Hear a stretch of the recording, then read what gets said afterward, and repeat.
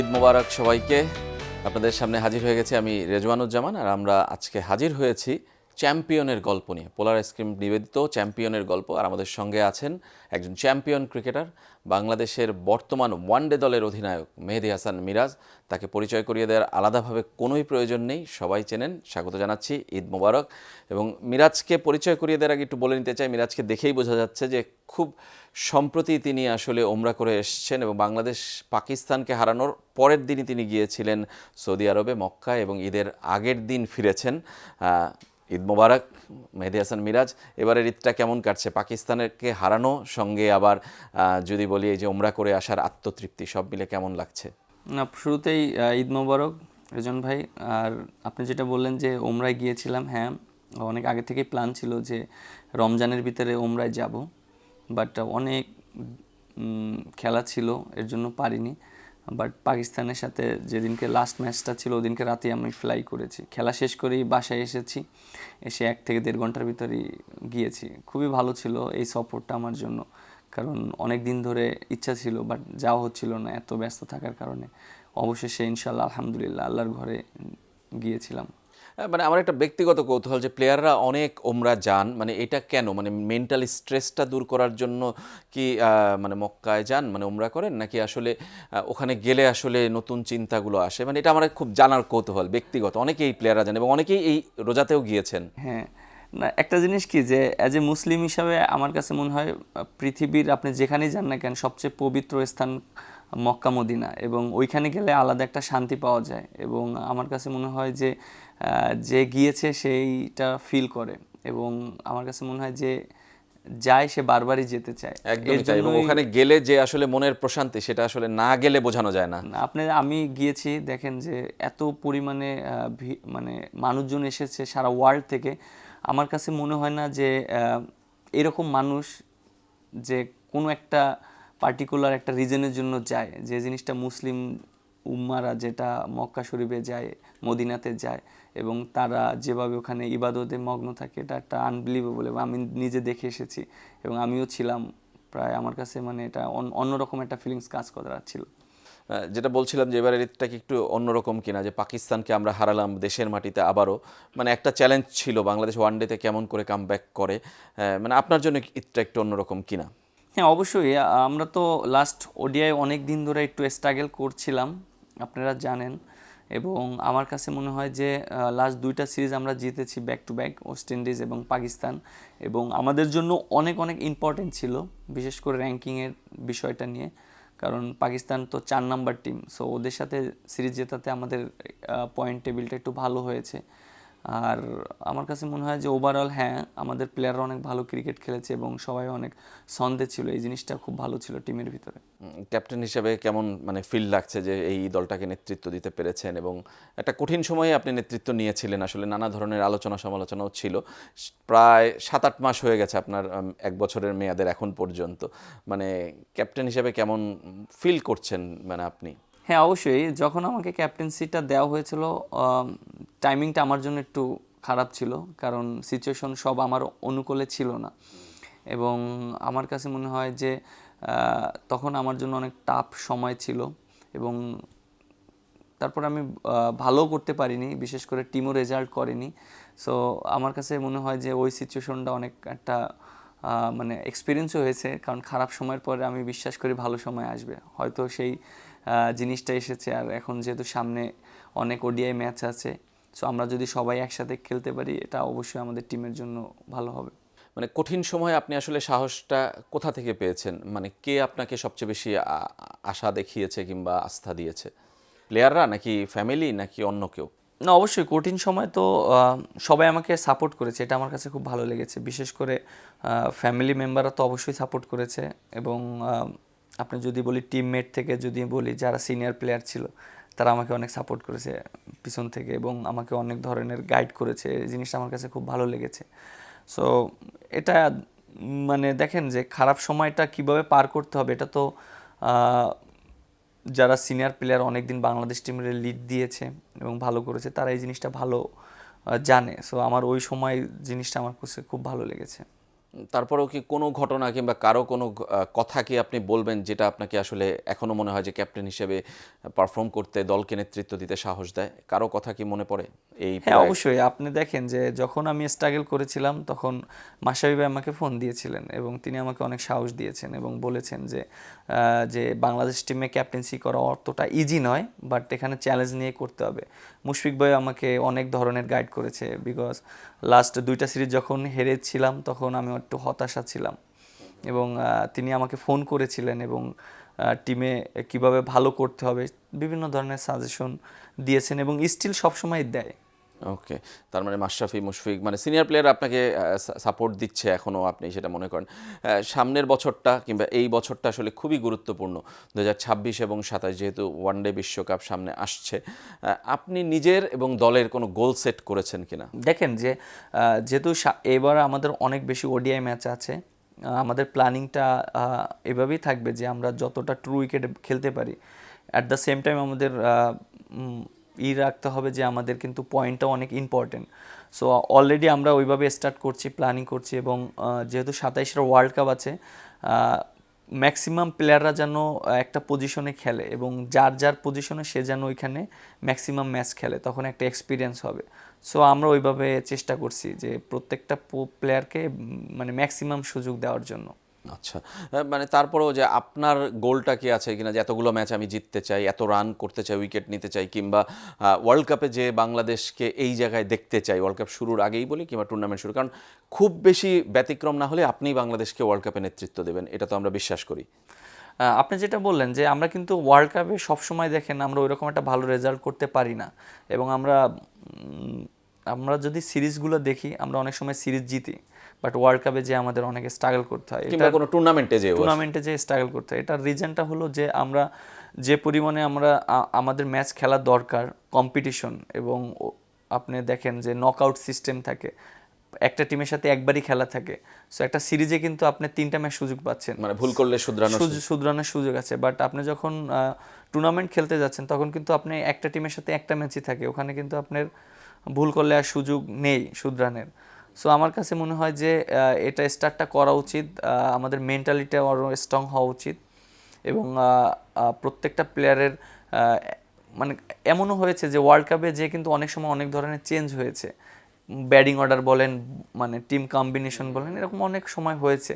But আমি যদি থাকি এবং আমার প্ল্যানিং থাকবে যে এখন থেকেই জিনিসটা যেন সেট থাকে এবং যেন ম্যাক্সিমাম ম্যাচগুলো যেন এখন থেকে স্টার্ট খেলতে পারে, লাইক 10টা 15টা 20টা ম্যাচ যদি এক একটা পজিশনে যদি এক একটা প্লেয়ার খেলে তখন কিন্তু তার ওই এক্সপিরিয়েন্সটা হবে, দেন ওয়ার্ল্ড কাপে গেলে কিন্তু তার জন্য অনেক ইজি হয়ে যাবে। সো আমাদের প্ল্যানিংটা ওইভাবেই থাকবে অ্যাজ এ ক্যাপ্টেন হিসাবে আমার। মানে সেটারই প্রতিফলনকে আমরা দেখছি যে লিটন দাস নিচের দিকে নেমে আসলো, 3টা পেসার নিয়ে আমরা খেলছি, এটা ওয়ার্ল্ড কাপেরই আমরা কম্বিনেশনের একটা ধাপ হিসেবে এখন থেকেই সেটা ধারাবাহিকভাবে দেখতে পাবো। হ্যাঁ, অবশ্যই, কারণ আপনি দেখেন যে আমরা যদি ওয়ার্ল্ড কাপের প্রিপারেশন নেই, আমাদের মাথায় রাখতে হবে যে আমাদের ব্যাটসম্যানদের ফ্যাসিলিটিস দিতে হবে এবং আমরা ব্যাটসম্যানরা যদি ভালো রান করতে পারি আমাদের বোলারদের জন্য অনেক ইজি হয়ে যাবে। সো আমার কাছে মনে হয় যে ওইভাবে আমরা প্ল্যানিং করছি এবং একটা ব্যাটসম্যানকে যতটা সুযোগ দেওয়া যায় পর্যাপ্ত সুযোগ দেওয়াটা আমার কাছে মনে হয় যে এটা একটা ইম্পর্টেন্ট, কারণ আপনি 2টা ম্যাচ বা 3টা ম্যাচ দেখে একটা ব্যাটসম্যানকে বাদ দিবেন, এটা একটা ডিফিকাল্ট, কারণ একটা ব্যাটসম্যানকে 2টা ম্যাচ খারাপ হতেই পারে, but end of the day তাকে যদি পুরো একটা সিরিজ খেলানো হয় বা 2টা সিরিজ খেলানো হয়, সে যদি খারাপ খেলে তখন সে নিজে থেকেই বুঝতে পারবে যে না, আমি যেহেতু খারাপ খেলেছি আমাকে আরেকজনকে জায়গা দিতে হবে। সো আমার প্ল্যানিংটা ওইভাবে থাকবে, যেই সুযোগ পাবে ব্যাটসম্যানরা যেন সে ম্যাক্সিমাম সুযোগটা পায়। ব্যাটিং নিয়ে কি আপনার চিন্তাটা বেশি, বোলাররা বেশি ভালো খেলছে দেখে? না, আপনি দেখেন যে আমরা কিন্তু আপনার বুঝতে হবে যে আমরা কোন দিকে আমাদের সবচেয়ে স্ট্রং। আমরা যদি দেখেন তুলনামূলকভাবে আমরা ব্যাটিংয়ের চেয়ে বোলিংটা একটু বেশি স্ট্রং যদি আপনি দেখেন, কারণ আমরা সবসময় দেখেন যে আমাদের চেজ যখন আমরা করতে যাই তখন 2-3 উইকেট পড়ে গেলে আমাদের জন্য একটু ডিফিকাল্ট হয়ে যায়। আমরা যদি পার্সেন্টেজ ওয়াইজ যদি দেখেন আমরা আগে ব্যাটিং করলে আমরা ম্যাক্সিমাম ম্যাচ জেতার চান্স থাকে, কারণ বোলাররা ডিফেন্ড করে। সো ব্যাটসম্যানদের জন্য এই জিনিসটা একটু চ্যালেঞ্জ নিতে হবে, কারণ আমরা ডোমেস্টিকে ওই পরিমাণ বা ওই রকম ম্যাচ আমরা খেলি না, ওই রকম ট্রু উইকেটে বলেন ওই রকম বড় মাঠে আমরা খেলি না যেটা আমরা 320-30 আমরা চেস করতে পারি। তা 300 রানের কীভাবে চেস করতে হয় ওই অ্যাবিলিটি আমাদের একটু কম আছে, বাট ওইটা যখন আমাদের কন্টিনিউ হতে থাকবে, আমরা যখন ওটা করতে পারবো তখন আমাদের ওই কনফিডেন্টটাও থাকবে। সো আমার কাছে মনে হয় যে এই জিনিসটা খুবই ইম্পর্টেন্ট। ক্যাপ্টেন হিসেবে আপনি কেমন, মানে আমি বলছি যে এক একজনের এক এক মতাদর্শ থাকে। মাশরাফি ছিল সবাইকে বন্ধু নিয়ে থাকতো, মুশফিক ছিল একটু ধীর, সাকিব আল হাসান যার যার দায়িত্বগুলো ভাগ করে দিতেন, মানে মাঠের বাইরে খুব বেশি আসলে ইনভলভ থাকতেন না। আপনি আসলে কেমন, আপনার ফিলোসফিটা কি, মানে দলের সবাইকে নিয়ে কিভাবে আপনি থাকতে চান?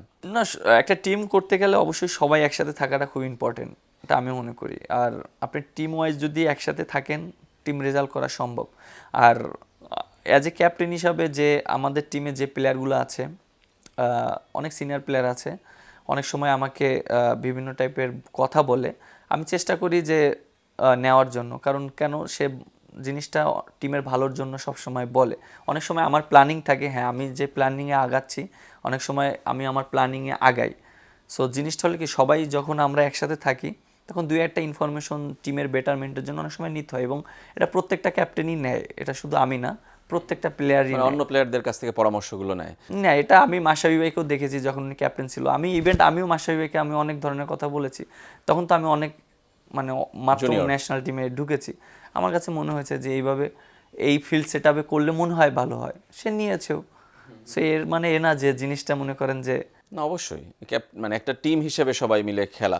মানে একটু কঠিন প্রশ্ন একটা করতে চাই, আপনি সোশ্যাল মিডিয়াতে অনেক ধরনের আলোচনা সমালোচনা হয়। আমি যদি এই পাকিস্তান সিরিজের প্রথম ম্যাচটাকে কম্পেয়ার করে বলি, যে অনেকেই বলছে যে আপনি সেলফিশ ক্যাপ্টেন কিংবা ক্রিকেটার, নাহিদ রানাকে আপনি কেন আরও বল দিলেন না, মানে আপনি কি আসলেই সেলফিশ, মানে এটার ব্যাখ্যা কি আসলে? আপনি একটা জিনিস দেখেন, আপনি আমার ইন্টারন্যাশনাল কেরিয়ার কত বছর আপনি যদি দেখেন, এই অক্টোবরে 10 ইয়ার্স হবে অলমোস্ট। তা আমি যদি ইন্টারন্যাশনাল যদি সেলফিশ হতাম, তাহলে আমি 10 বছর ইন্টারন্যাশনাল ক্রিকেট খেলতে পারতাম না, এক। আর সেকেন্ড থিং হলো, আমার জীবনের লাইফে আমি কখনো, আমার কাছে মনে হয় না আমি সেলফিশ ক্রিকেট খেলেছি। কেন সেলফিশ ক্রিকেট খেলিনি, আপনি যদি দেখেন, নাহিদ রানাকে আমি আফগানিস্তান একটা সিরিজে নাহিদ রানা ইনজুরি হয়ে গেছিল, 4টা বল বাকি ছিল, সাইফ হাসান কিন্তু 3টা ওভার খুব ভালো বোলিং করেছে, 2টা উইকেট পেয়েছে, লাস্ট ওভার ছিল। এবং আমি যে সাইড থেকে বোলিংটা করেছি, 4টা বল করেছিলাম, আমি 3টা 6 খেয়েছিলাম। ওই সাইডটা প্রায় 58 মিটার ছিল, মানে সবচেয়ে ছোটো সাইড, এবং মোহাম্মদ নাবি ব্যাটিং করছিল।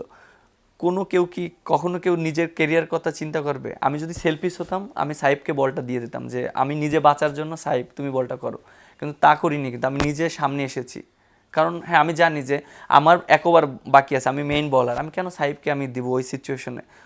আমার জায়গায় হয়তো 3টা ও 6 খেতে পারতো, বা ও ভালো করতে পারতো, বাট জিনিসটা কিন্তু আমি করব। ঠিক same at the same time আপনি যদি পাকিস্তানের সাথে দেখেন, আমার রানা ওই ম্যাচে সবচেয়ে ভালো বোলিং করেছে, 5 উইকেট পেয়েছে, ওটা 7 ওভার টানা আমি বোলিং করিয়েছি। আমার তো আরও 2টা ম্যাচ আছে, আল্লাহ না করুক যদি ও ইনজুরি হয়ে যায়, আমি 2টা ম্যাচ কাদেরকে নিয়ে আমি লড়বো? মুস্তাফিজের ওভার ছিল। সো আমি ওদেরকে সেফ রেখে আমি চিন্তা করেছি, যেহেতু আমরা ম্যাচটা জিতেই গিয়েছি, এখানে তো আর কোনো মনে করেন এরকম তো আর নেই যে ওরা অনেক রান করে ফেলছে। সো আমি চেষ্টা করেছি আমি নিজে বোলিং করার জন্য, রিশাদকে বোলিং করানোর জন্য, আর লাস্ট মোমেন্টে আমি মুস্তাফিজকে আর 2 বোলিং করানোর জন্য চেষ্টা করেছি। সো আমার তো এইভাবে টেকনিক্যালি কিছু কিছু জিনিস আমাকে হ্যান্ডেল করতে হবে, কারণ আমার অ্যাট দ্য সেম টাইম আমার প্লেয়ারদেরকেও আমার টেক কেয়ার করতে হবে।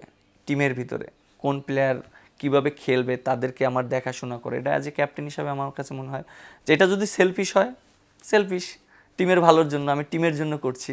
আরও একটা পার্সোনাল প্রশ্ন, কিংবা এটাও দর্শকদের একটা কিছু অংশ জানার, সেটা হলো যে আপনি সবসময় আপনার প্রত্যেক সংবাদ সম্মেলনে সিনিয়র ক্রিকেটারদেরকে সম্মান করে বলেন, কখনো মাশরাফি ভাই, কখনো সাকিব ভাই, কখনো তামিম ভাই, কখনো মুশফিক ভাই। এটার কারণটা কি? আপনি কি তাদেরকে দেখে বড় হয়েছেন সেই কারণে, নাকি আসলে সবাইকে সঙ্গে নিয়ে আপনি চলতে চান, কিংবা সবাইকে আসলে আপনি এক ছায়ার তলে রাখতে চান? ব্যাখ্যাটা কি? আমি এটা, আমার পার্সোনাল আগ্রহটাও আছে কিছুটা জানার। দেখেন, আমি যখন ন্যাশনাল টিমে ঢুকেছি তখন তো আমি অনেক একটা ইয়াং ছেলে।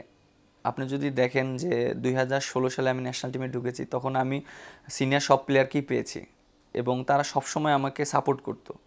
এবং তখন আমি ন্যাশনাল টিমে ঢুকে কিন্তু আমি পারফর্ম করেছি, এমন না যে আমি মনে করি না, আপনি প্রথম দিকে আপনার খুব পারফর্ম ভালো ছিল আমার মনে আছে। ফার্স্ট ইনিংসে আমি 5 উইকেট পেয়েছি, দেন সেকেন্ড ইনিংসে সেকেন্ড টেস্ট ম্যাচে কিন্তু আমি 12 উইকেট পেয়েছি ইংল্যান্ডকে। আমি উইকেট পেয়েছি বলে আলহামদুলিল্লাহ ম্যাচটা জিততে আরো ইজি 100% হয়েছে। আমাদের অন্যতম স্মরণীয় জয়ের একটা। হ্যাঁ, ইংল্যান্ডের সাথে যখন আমি ভালো করেছিলাম তখন কিন্তু আমি ঢুকেই আমি পারফর্ম করেছি। সো অনেকে অনেক ধরনের কথা বলে যে সিনিয়রদের সাথে আমি অনেক ধরনের ভালো ব্যবহার করি কেন, বা তাদেরকে আমি এত প্রশংসা করি কেন।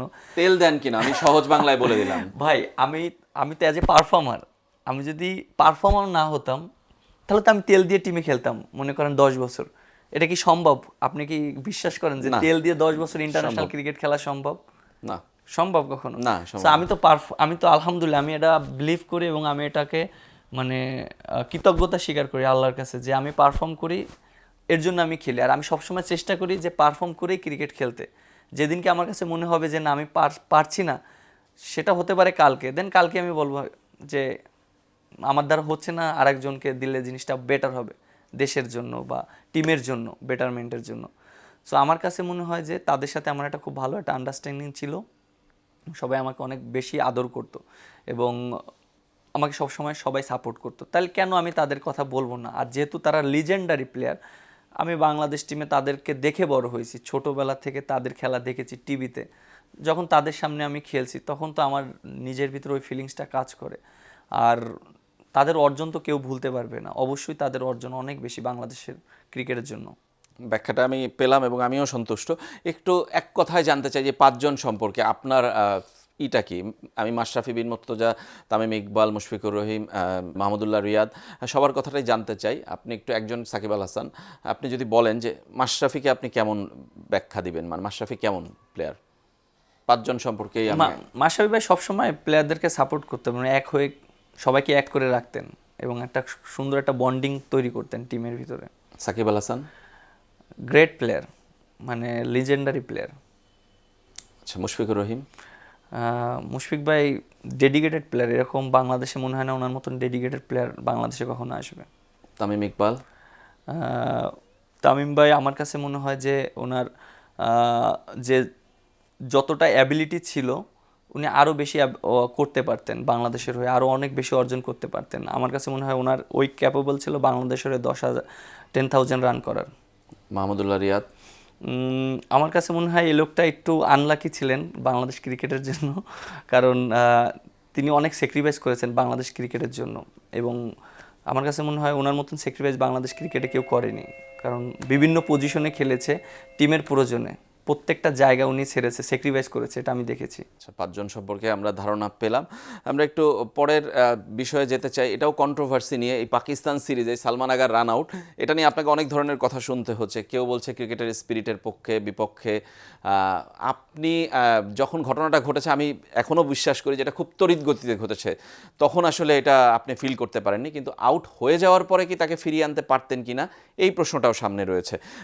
আপনার ওই সময় মনস্তত্ত্বে আসলে কি কাজ করেছে এবং টিমমেটরা আসলে কি বলেছিল ওই সময়? না, ওটা তো আউট।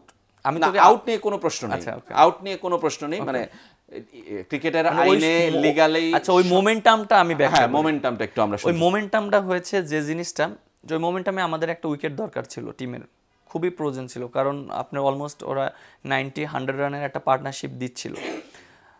আমার কাছে মনে হয়েছে ও যখন আপনার মনে করেন কি যখন শটটা খেলেছে তখন আমি কিন্তু বলটা ধরার জন্য সামনে গিয়েছি, তখন কিন্তু ও প্রপিন ক্রিজের বাইরে ছিল।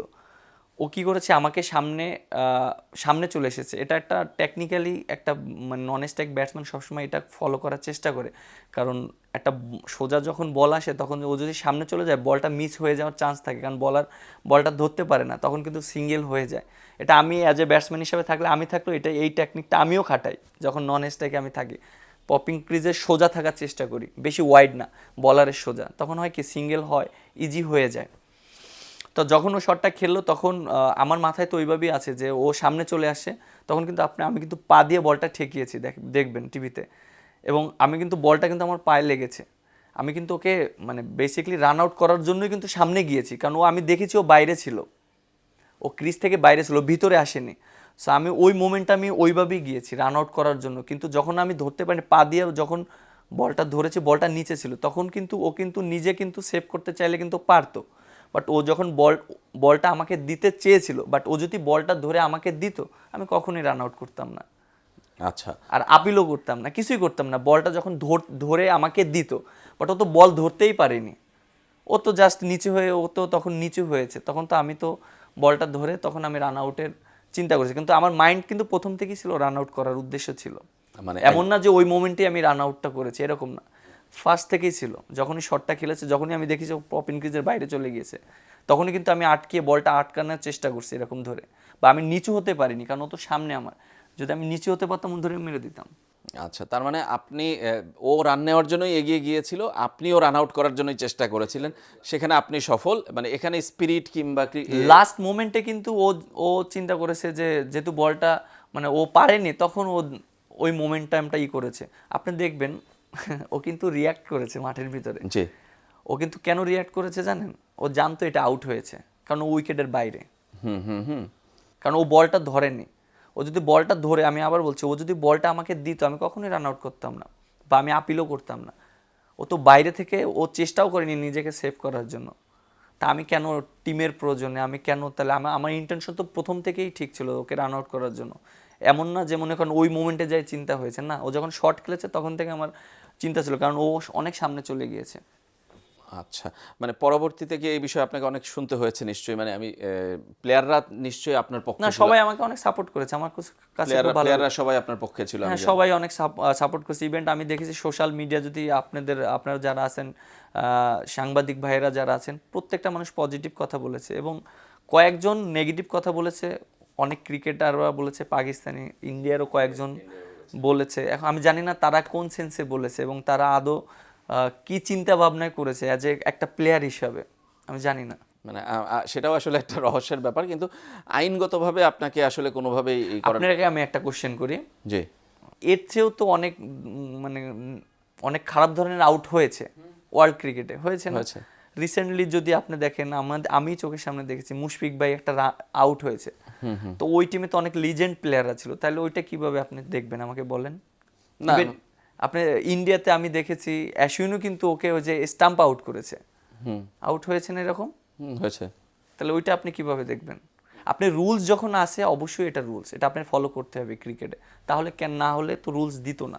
একদমই তাই, মানে আমিও একমত যে আসলে রুলস যেহেতু আছে, এটা রুলসের কোনো ব্যত্যয় নয়, মানে আপনি একদম পারফেক্ট কাজটাই করেছেন। আমরা মানে শেষের দিকে চলে এসেছি, আপনার জন্য কিছু প্রশ্ন আমি দিতে চাই, যে র্যাপিড ফায়ার টাইপের, যে আপনি দুটো পছন্দ বেছে নেবেন। আপনি এই যে পাঞ্জাবি পরে রয়েছেন, পাঞ্জাবি আপনার সবচেয়ে প্রিয় নাকি আসলে টি শার্ট জিন্স, কোনটা না, প্রিয়? পাঞ্জাবি অনেক। পাঞ্জাবি। খাবার হিসেবে কোনটা প্রিয়? মিষ্টি, মিষ্টি। আচ্ছা, জিলাপি। জিলাপি, ওরে বাবা, রোজার মাসে জিলাপি তো ভাই অনেক মজা।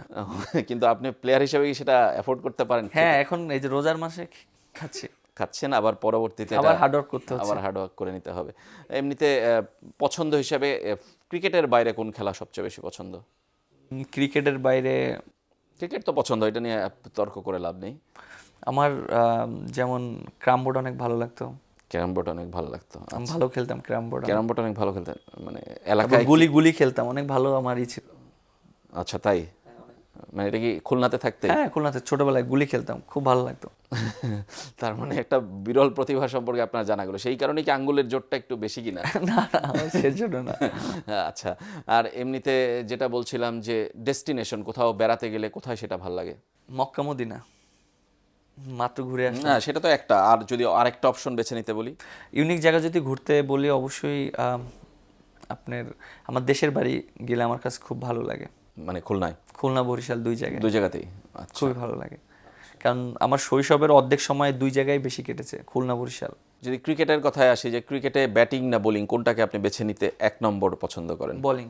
বোলিং। আর ফরম্যাট যদি বলি, টেস্ট না ওয়ানডে? টেস্ট। কারণ? যেহেতু আমার সূচনাটা টেস্ট থেকে হয়েছিল, আমাকে সবাই চিনেছে টেস্ট থেকেই, এবং টেস্ট ক্রিকেটে পারফর্ম করা যায়। আচ্ছা, মানে সময় পাওয়া যায়, সময় পাওয়া যায়, অনেক নিজেকে অনেক গুছিয়ে নেওয়া যায়। আচ্ছা, আর বোলিংয়ে যদি বলি, যে আসলে অপোনেন্ট হিসেবে কাকে বল করতে খুব কঠিন, কিংবা কোন আউটটা সবচেয়ে বেশি এখন পর্যন্ত প্রিয়? অপোনেন্ট বলতে যারা বেশি শর্টস খেলে, মানে লাইক আপনি লাইক ওয়েস্ট ইন্ডিজের কিছু কিছু প্লেয়ার আছে, যে এদের সামনে বল করতে গেলে একটু মানে অনেক সময় মানে রানটা বেশি হয়ে যায়, এর জন্য অনেক সময় মানে ওয়েস্ট ইন্ডিজে বল ওয়েস্ট করা। ইন্ডিজ না, সবার ক্ষেত্রে না, জাস্ট দুই একটা প্লেয়ারের ক্ষেত্রে। আচ্ছা আচ্ছা, আর আপনার প্রিয় উইকেটটার মধ্যে এখন পর্যন্ত যদি বলি কোনো ডেলিভারি কিংবা উইকেট? প্রিয় উইকেটের বলতে অনেক প্লেয়ারের উইকেট নিয়েছি, যত লিজেন্ডারি প্লেয়ারের উইকেট নিয়েছি ওইগুলোই অনেক মোমেন্টাম ছিল আমার কাছে মনে হয়, কারণ আমার খুব ইচ্ছা ছিল প্রত্যেক দেশের প্রত্যেক লিজেন্ডারি প্লেয়ারকে আউট করব, আর সেটা করতে পেরেছি। আচ্ছা, আপনার নিজের সবচেয়ে বড় শক্তি কি, মানে অ্যাজ এ প্লেয়ার হিসেবে, অ্যাজ এ হিউম্যান বিইং হিসেবে, আর দুর্বলতা কি, দুটোই জানতে চাই। শক্তি হলো কনফিডেন্ট, আর দুর্বলতা ওভার এক্সাইটেড। মানে কখন ওভার এক্সাইটেড হয়ে যান বেশি? মানে একটা সাফল্য, অল্প সাফল্য আসলেই? না, অল্প সাফল্য না, অনেক সময় বেশি ভালো লাগা থেকে অনেক সময় ওভার এক্সাইটেড হয়ে যায়, আর বেশি খারাপ লাগা থেকে অনেক সময় ওভার এক্সাইটেড হয়ে যায়, এই দুইটা। আচ্ছা, জেনে ফেললেন তো ভাই দুর্বল জিনিস, তাহলে তো না আমি তো এটা কন্ট্রোলও করতে পারবো না, আপনার বেশি এক্সাইটমেন্ট কিংবা বেশি দুঃখ কষ্ট, কিন্তু আপনি নিশ্চয়ই কন্ট্রোল করতে পারবেন, এবং এই কারণেই কন্ট্রোল কিছুটা হলেও করতে পারেন দেখেই তো আপনি চ্যাম্পিয়ন ক্রিকেটার আমাদের বাংলাদেশের। আপনার কোনো কুসংস্কার আছে, মানে অনেকে আছে না ব্যাটিং করতে নামার আগে এক ধরনের প্যাড কিংবা না, ব্যাট? আমি ওই কুসংস্কার আসলে বিশ্বাস করি না ওরকম ভাবে। আচ্ছা, তার মানে এরকম কোনোটাই? হ্যাঁ, একটা জিনিস বিশ্বাস করি, কুসংস্কার না এটা, আপনার বেশি প্রশংসা করলে বা বেশি খেলার ভিতর যদি একটা অনেক বেশি প্রশংসা করে, মনে করেন মনে করেন তামিম অনেক ভালো ব্যাটিং করছে, খুব আমরা অনেক প্রশংসা, অনেক ভালো ব্যাটিং করছে, খুব ভালো, কিন্তু এটা আমি বিশ্বাস করি যে এটা নজর লেগে যায়, এটা নজর লেগে যায়, এটা ট্রু। তার মানে আপনি উইকেট নেবেন কিংবা রান করবেন, আমরা চুপচাপ বসে থাকবো, শেষ না হওয়া বেশি পর্যন্ত? প্রশংসা করলে এটা নজর লেগে যায়। আচ্ছা, বেশি আর প্রশংসা করা যাবে না। প্রশংসা তখন এটা আমি বিশ্বাস করি, এটা অনেকবার হয়েছে আমার সাথে। ইভেন্ট আমার টিমমেট যারা থাকে বা এরকম যদি হয়, কেউ যদি অনেক ভালো খেলে, আমি প্রশংসা করতে বলি না, আমি বলি নর্মাল থাকলেই ভালো, কারণ প্রশংসা করলে অনেক সময় আমি এরকম হয়েছে, বিপিএলের ভিতরে হয়েছে এরকম একবার ঘটনা, বা আরও কয়েকটা সিচুয়েশনে অনেকবার হয়েছে যে খুব ভালো একটা ব্যাটসম্যান ব্যাটিং করছে, ও পাশ থেকে বলছে ভাই ও কি সুন্দর খেলছে, তখন পরে বলে আউট হয়ে গেছে, মানে আমি তখন তার দিকে তাকাইছি, ভাই প্রশংসা করেন না, প্রশংসা করলে নজর লাগে, তারপরে বলে আউট হয়ে গেছে, তখন সে আবার আমার দিকে মানে তাকিয়ে গেছে, এটা কেমনে সম্ভব। সো এইভাবে অনেক ঘটনা ঘটেছে। আপনার ক্রিকেট ক্যারিয়ারের ড্রিম কি, মানে যখন শেষ করবেন তখন ড্রিম কি? বাংলাদেশের হয়ে একটা ট্রফি আনার, বড় টুর্নামেন্টে, সেটা ক্যাপ্টেন হোক, প্লেয়ার হোক, যেভাবেই হোক, না ক্যাপ্টেন হিসেবে?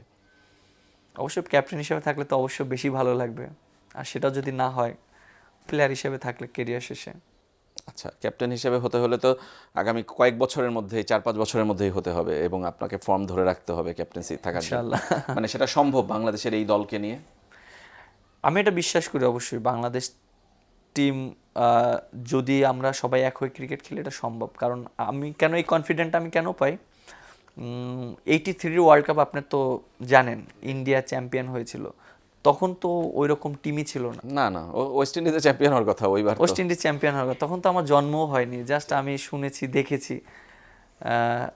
তো ওই টিম নিয়ে যদি ওরা চ্যাম্পিয়ন হতে পারে, তা আমাদের তো টিম আরও অনেক ভালো। আমি বলছি না চ্যাম্পিয়ন হওয়ার জন্য, বাট চ্যাম্পিয়ন হওয়ার জন্য যে প্রসেসগুলো আছে, যে প্লেয়ারগুলো আছে, যে কোয়ালিটি আছে, সেটা আমাদের ভিতরে আছে। এখন আমাদের জাস্ট ওই গাইডলাইন্সটা করতে হবে প্রত্যেকটা প্লেয়ারকে, তাহলে এটা সম্ভব। আচ্ছা, মানে ব্যাটিংই আমাদের প্রাধান্য, যেহেতু ওয়ার্ল্ড কাপটা সামনে, ব্যাটারদের আপনি মানে একবারে পুরা তৈরি করে রাখতে চাচ্ছেন। একদমই তাই। ধন্যবাদ আপনাকে মেহেদী মিরাজ, আমাদের সময় দেওয়ার জন্য। চ্যাম্পিয়ন ক্রিকেটার মেহেদী মিরাজের কাছ থেকে অনেক কিছুই আমরা শিখলাম, শুনলাম এবং জানলাম, তার মতাদর্শ সম্পর্কে অনেক ভুলও আমাদের ভেঙে গেল। আজকের মতো এখানেই, ধন্যবাদ সবাইকে, ঈদের শুভেচ্ছা, আবারও ঈদ মোবারক।